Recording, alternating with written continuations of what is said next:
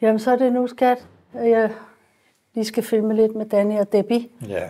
Og du ved, hun har det med skulderen og alt det der.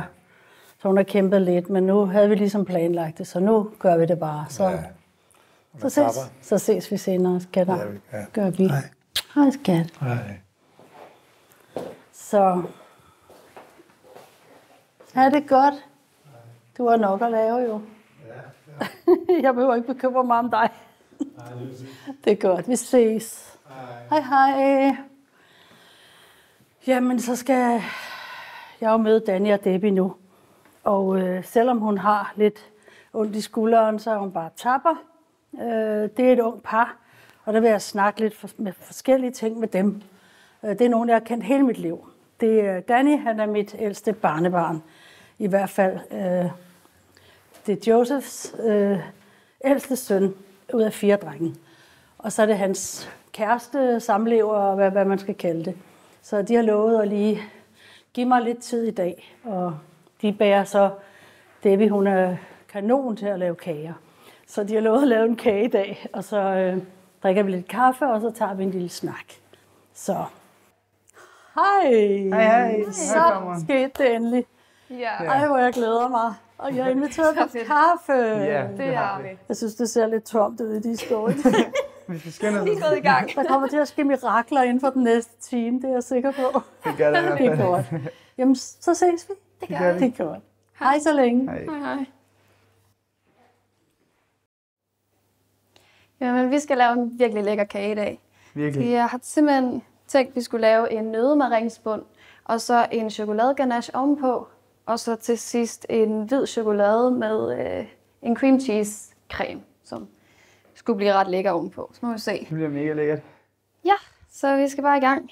Det skal Vi mangler at få rørt lidt rundt i den der, og så har jeg fået dig med til at være mine hænder i dag, fordi jeg ikke er så mobil i den her tid. Vi har jo lavet farmor kaffe og kage senere, så vi må lige få lavet den her kage, så vi kan... Det bliver virkelig spændende, hvad vi skal snakke om. Det er meget spændende. Virkelig. Jeg glæder mig ret meget. Så håber vi, at kagen smager. Det tror jeg, den gør, når du laver den. Hvad skal vi have op i det der? Det skal sådan set bare piskes lidt mere, så der ikke er alle de der klumper. Jeg hedder Daniel. Jeg bliver 20 år til sommer. Jeg arbejder som grafisk designer og har også arbejdet som murer.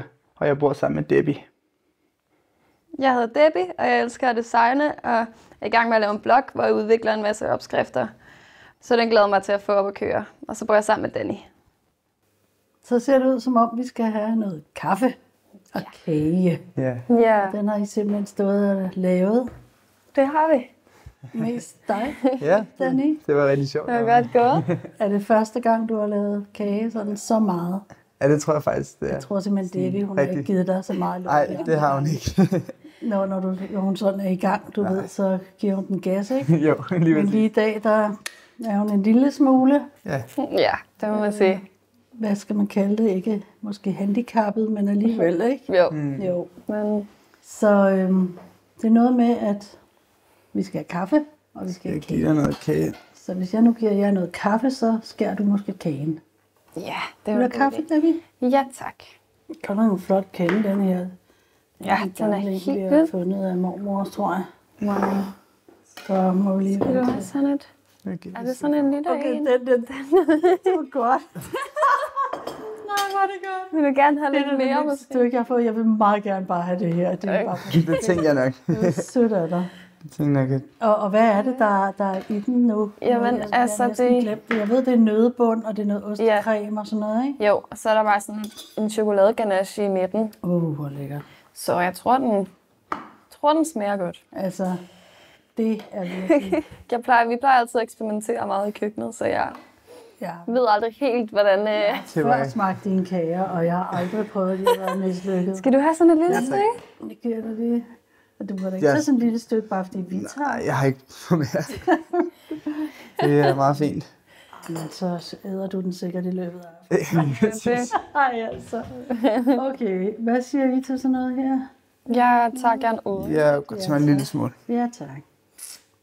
Sådan der. Hvad med sukker? Nej, ellers. Nej, tak. Det var ikke noget, nej. Jamen, jeg tænkte nu, når vi sidder her og hygger os, så kunne vi bruge anledningen til at at snakke lidt sammen, og Ja. jeg kan godt tænke mig at stille jer Det har vi nogle glædet os meget spørgsmål til. også. Ikke? Vi Fordi glæder os meget.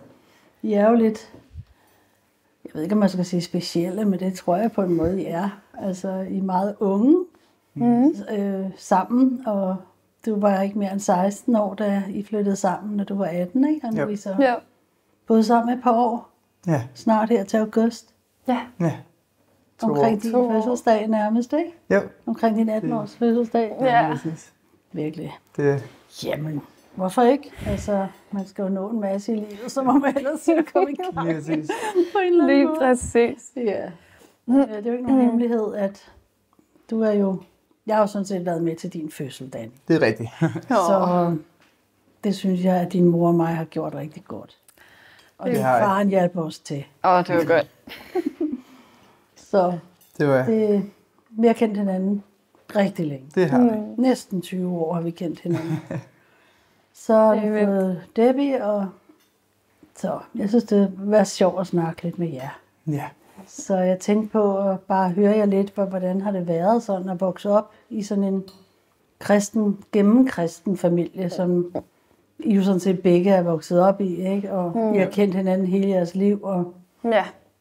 altså om I sådan ligesom har haft nogle kriser med det kristne opdragelse, eller om I har videreført de her værdier og sådan noget. Ja, det har vi. Det synes jeg. Det synes jeg også. Altså fuldstændig. Vi har fået en god opdragelse i en kristen familie hele vores liv, og der har vi jo valgt at fortsætte med at leve sådan, og Ja. Ja. hvad skal man sige, nærmest sætte det videre end vores forældre. Ja. Har vi... I er mere skal man heldige sige? end dem, eller? Det ved jeg ikke, men det er ved bare, jeg altså, skal man sige, holde de kristne værdier, og hvad med at, ja. Vi er glade for den bund, vi har fået hjemme. Ja, lige præcis. Ja. Altså, så man ligesom kan starte livet på en ordentlig måde og føre det kristne videre, for det er vi virkelig taknemmelige for, at vi har haft sådan en god opdragelse. Ja, Haft de kristne værdier inde i hjemmet. Altså, I virker sådan en lille smule gammeldags. så når man tænker lidt over det, ikke? Altså, at der er mange, der har udviklet sig meget altså i en retning, hvor kristendommen er blevet tonet meget ned. ja. Selvom der også er mange, tror jeg, som søger kirkerne nu om dagen, ikke også? Så er det alligevel det her med virkelig sådan at gennemføre det, man forstår ved en kristen livsstil. lige præcis. Det synes jeg, I gør. Det synes jeg er spændende at snakke om. Ja. Jeg tror også, der er mange, der synes, at det faktisk er lidt spændende. Fordi jeg tit, eller jeg ved jo, der er en del unge mennesker, som konverterer til islam. Ja. Og det har jeg sådan ladet mig fortælle også, at nogle af de her unge mennesker, de simpelthen trænger til nogle rammer. Altså, de er rodløse, og de har ikke fået sådan, så mange rammer i deres opvækst. Det har været meget sådan fri opdragelse. De har måske kastet sig ud i lidt af hvert af eksperimenter af forskellige ting. Ja. Og så ligesom om de søger ind i det her. Ikke? Jeg undrer mig nogle gange, hvordan man kan få en ung pige til at gå med et tørklæde og bede 5 gange om dagen. Og Det er helt vildt. det er lidt specielt, men det er jo nok fordi, at der præcis i kristendommen måske mangler denne her, altså lidt mere faste rammer. Ja, lige præcis. Man må godt være lidt gammeldags, så man behøver ikke at bare altså, leve ens alle sammen. Man må godt have nogle værdier, ikke også? Jo. Det er det. Ja. Så jeg tænker sådan lidt med, jeg tror, der er mange, der tænker sådan, når man er opdraget kristen, sådan, er der så mange forbud, eller man tænker sådan lidt, Ja, altså ikke for overhovedet sige noget ondt om det, men det er tit sådan, det har været sådan lidt, der har været lavet film med Indre Mission, eller sådan et eller andet, som man så ligesom synes er noget meget, meget mørkt, og ja. det har jeg ikke indtryk af, det er i dag i hvert fald. Nej. Men har der været mange forbud sådan, eller synes I i jeres opvækst, eller? Det er ikke noget, vi har tænkt over. Nej. Det har været meget naturligt, normalt. Altså. Ja. Ja. Hvis der har været noget, man har på hjerte, eller gerne vil, så har vi jo snakket om det med vores forældre, og så har vi jo bare fået at vide, at det skal du, eller det skal du ikke. Og det, er jo, så det er jo bare, hvad det har været. Det er ikke, jeg synes ikke, der har været nogen forbud. Altså, Det synes jeg ikke. det her må vi ikke. Ikke? Vi har jo også selv været med til at tage beslutninger, da vi blev ældre, og det her, det vil jeg ikke. Og det vil jeg fortsætte med. Ikke at tage fjernsyn, for eksempel. Det har jeg ikke gjort. Vi har ikke haft fjernsyn. Nej, vi har aldrig, nej, det har vi ikke haft. Det havde I så før i tiden, kan jeg huske. Ja, det Men det er I skaffet af med ja, det er vi. over årene, ikke? Altså, Ja. det er sådan set ligesom også jeg selv har gjort det, fordi det Altså, det er meget dominerende Ja. sådan en stue. Ikke? Det er altså, det. Jeg vil hellere have forældrekontakt, end at sidde og kigge ind i en skærm. Ja. Så har I computer, og man kan jo orientere sig med alt det dag. Jeg tror egentlig også, mange unge mennesker slet ikke gider at se fjernsyn. Nej, i dag. det tror jeg ikke. Så jamen, det er spændende. Så hvad sådan tænker I forskellen er på jer og andre unge, som ikke har den baggrund, I har, og måske slet ikke tænker over, altså at man kan leve på sådan en måde, som I lever. Og det skal vi komme lidt mere ind på. Jeg vil spørge jer lidt ind til også jeres forhold, og hvordan I ligesom har grebet det hele an Ja. og sådan noget. Hvad tænker I sådan, hvad tror I forskellen er? I har jo været på skoler og på, du har gået på morskoler og sådan noget, ikke? Og Ja. er det, Ja, synes I, det er meget vilde derude, eller, eller hvad? så det har jo egentlig været meget normalt, og man har kunnet snakke naturligt med alle, og, Ja.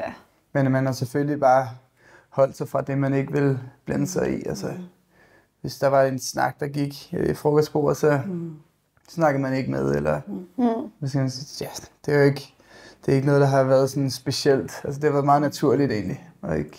I gider ikke sidde og fyre Nej. dårlige jokes af, eller, eller sådan nogle ting, ikke? Altså, der er jo meget mere stringente, Ja. tænker jeg, end mange andre. Ja.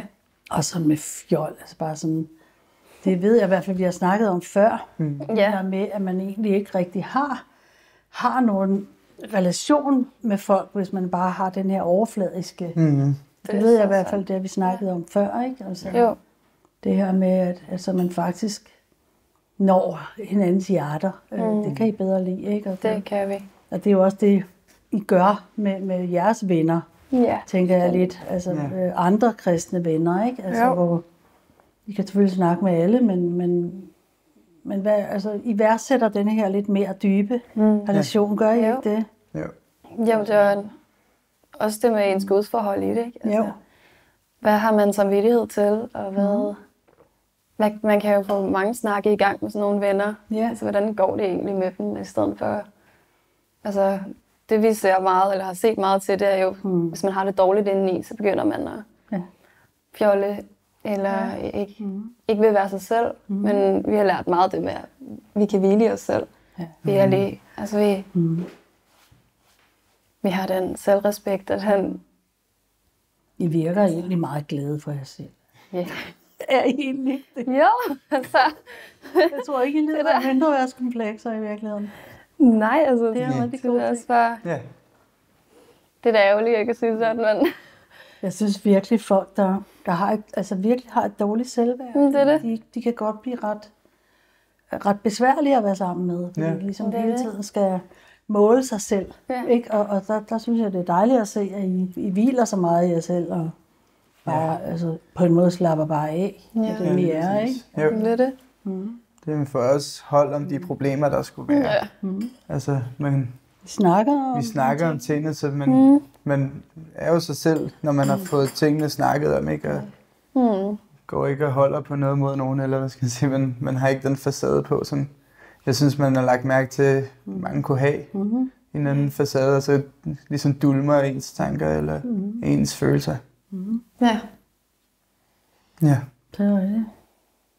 Så når I så snakker med andre, som ligesom har en anden overbevisning, eller som ikke er sådan jeres tættere venner, så holder I bare lav profil, eller sådan, bare lade dem snakke, og så ikke siger så meget, eller kan I finde på sådan at begynde ligesom at sige, at en hel masse om, hvordan I gør det, eller hvordan gebærder I jer sådan?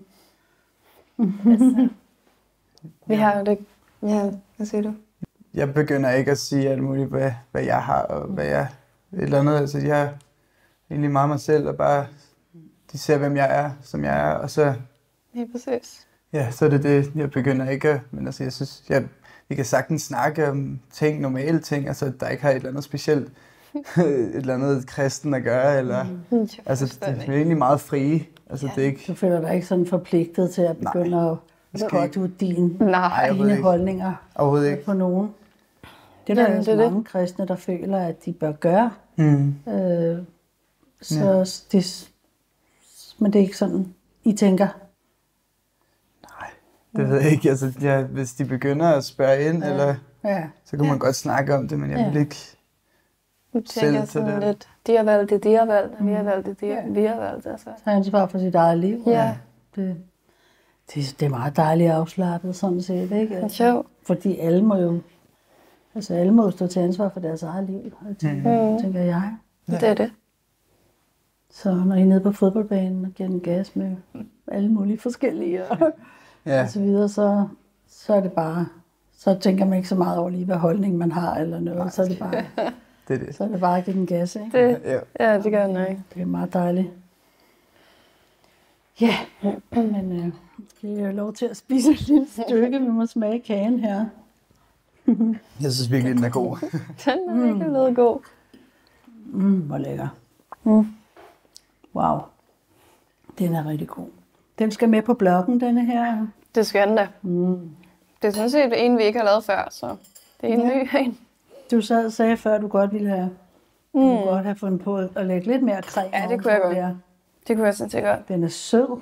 Den er sød, men jeg tror, hvis der er lidt mere creme, så den bliver lidt mere syrlig. Og så passer det ligesom sammen, ikke? Det er også være lækker. Jeg kan godt lide de store chokoladestykker deri. Det er lækkert. Det er lækkert. Ja. Yes. Det er det. Jamen, jeg tænker sådan, at I har kendt hinanden hele jeres liv, ikke? Og hvad sker der så? Altså, det virker lidt tidligt at forpligte sig, eller ligesom slå kludene sammen, når man er 16 og 18 år. Altså, det kan godt være, at der er mange, der gør det, men så tænker jeg, at de tænker, at det er bare for en tid, og så kan det være, at det er videre og sådan noget. Ikke? Men jeg ved ligesom, at I lægger virkelig forpligtelse i det her. Det gør vi. Det gør vi. Og det er jo også det, I er opdraget til. Ja. Altså, at det ikke bare er den ene kæreste efter den anden. Og, og det kan man også virkelig sige, at der er nogle bagsider ved. Men der er også nogen, der vil sige, jamen er det ikke bare alt for tidligt at binde sig? Og, men altså, hvordan vidste I, at det skulle være jer to? Der er jo næsten 8 milliarder mennesker i verden, så kører blevet en anden. Vi har altid kendt hinanden virkelig godt, og altid haft det godt sammen. Men altså, så blev vi ældre, og så kunne vi mærke, at okay, det kunne godt det være også. Altså det skete bare. Det skete meget naturligt, sådan set. At vi det kom tættere på hinanden i starten, meget sådan stille og roligt, og bare fik et tættere relation. Og så gik tiden, og så kunne vi godt se, at det var også, altså det. Der kunne ikke rigtig se nogen grund til at vente. Nej. Lige pludselig så var det bare, nu skal altså ske noget-agtigt. Længtes I bare efter, ligesom at få jeres eget liv. Og... Det gjorde vi virkelig. Og også fordi vi ved, hvilke holdninger vi begge to har. Altså sådan, vi lærte hinanden mere at kende selvfølgelig, men vi har begge to snakket om, at vi går ind i et forpligtet forhold. Så det er ikke... I har ikke stået i en kirke over for en præst eller sådan noget? Nej. Er det sådan... Jeg tænker, der er mange, der synes, det er meget romantisk og gerne vil det. Og, men altså, er noget med, at I alligevel har holdt en fest? Og, ja, vi har holdt fest. Og så videre, ikke? Og, jeg synes ikke, vi har brug for noget specielt papir på det, eller et eller andet. Altså det var bare... Ja, vi holdt en fest, og... Vores forældre er selvfølgelig med ind over det. Ja, fuldstændig. Ja. Vi har det godt med bare at leve sammen uden et papir på det. Ja, det kan godt være, at I engang får lyst til at gøre, hvis det ligesom er praktisk bedre eller et eller andet. Det er det. Ikke? Jo. Men også i forhold til det, du sagde før, med ligesom et forpligtet forhold, man går ind i, der ved vi jo, altså det sover folk at gå fra hinanden. Ja. Det vil have flere kærester, og så gå fra den ene til den anden. Altså det gavner ikke nogen. Altså, så er det bedre at lade være med at... Altså, og så ligesom vide, at okay, det her det er en, jeg virkelig vil være sammen med. Fordi så sover man ikke hinanden, og Det synes Det er jeg. det værste at se på, synes jeg. Hvordan at folk de bliver så... Altså, jeg ville da tænke, man blev ramt. Ja. Altså, hvis man ser en, man har været sammen med, og så slår man op, og så den næste. Og, altså, man må ikke have et godt selvværd som pige. Bliver elsket, og man bliver ikke elsket, eller føler sig ikke elsket, eller... Og så er det bare ikke godt nok, måske. Jeg ved det ikke, men altså, vi... Jeg tror, I er meget heldige Ja. på en måde. Altså ved, at I undgår alle de kærestesorger og alle de ting. Ikke? Ja. Jeg tror, det er meget, meget sjældent at høre sådan noget man, her. Altså, hvordan kan det fungere? Ja. Og hvordan ved man, det er den rigtige og alle de her ting. Ikke? Men I tager det, I tager, om man så må sige, chancen. Ja. Ja, det kan jeg da godt se. Men, så det der med, om man ligesom står foran en præst og forpligter sig eller sådan noget. Altså, det ved vi jo, det er tit, det ikke holder. Der er masser af ægteskaber, som ikke holder alligevel. Så det skal jo nok være en meget dyb beslutning, det her, ikke? Ja. Altså, og det ved jeg, at I er fuldstændig bevidste om. Ja. Men jeg tænker også sådan noget, altså når vi nu taler om den her forpligtelse, så er det jo også det, hvis man nu har flere forskellige kærester. Altså jeg har været meget inde i abortdebatten, altså hvor jeg synes, det er skandaløst, at man lever så let i dag, og man bare bliver gravid, og så slår man et barn ihjel. Ja. Og det ved jeg også, I har de samme holdninger. Ja. Men jeg tænker sådan, at netop uden forpligtelse, og man går ind i et forhold, jamen, man kan jo blive gravid. Det er jo det. Og der er det ligesom, at det er der så nogen, der tænker, jamen, hvis det så skulle ske, og vi ikke vil have det her barn, jamen, så må vi jo skille os af med det. Ja. Og det ved jeg også, altså, det tænker jeg, at det er vel også en del af det, at I tænker, at man ikke kan bare, altså, nu har jeg jo snakket med jer, så det er sådan lidt ledende spørgsmål. Det vil være dejligt, hvis I selv ligesom også skal udtryk for det, ikke? Ja, Hvad I tænker. fuldstændig. Vi har i hvert fald virkelig bare, det er også derfor, det er så forpligtende for os. Altså vi har selvfølgelig snakket om, hvis det skulle ske, så vil vi ikke tage en abort, selvfølgelig ikke. Altså, så er vi jo forpligtet til at bære det barn igennem. Altså. Ja, lige præcis. Så. Vi har jo startet forholdet med, ligesom, okay, men det er jo en af tingene ved, at man kommer sammen. Ja. At, altså, man kan jo ikke bare gå sammen, og så kommer der en baby, og så bare sådan, det var ikke meningen, at det er jo et liv, som du også har snakket om, altså det har aldrig begået det abort, altså. Ej. Det vil jeg ikke. Man har et ansvar, og Man har et man ansvar. lever meget uforpligtende med den ene efter den anden, jamen, så kan det jo næsten ikke undgå. Så man kommer i den problematik. Det er det. Ja. Så jeg synes, det er meget dejligt at høre, at der findes sådan nogle mennesker som jer. Jeg skal rigtig tak for, at I vil åbenbare det her for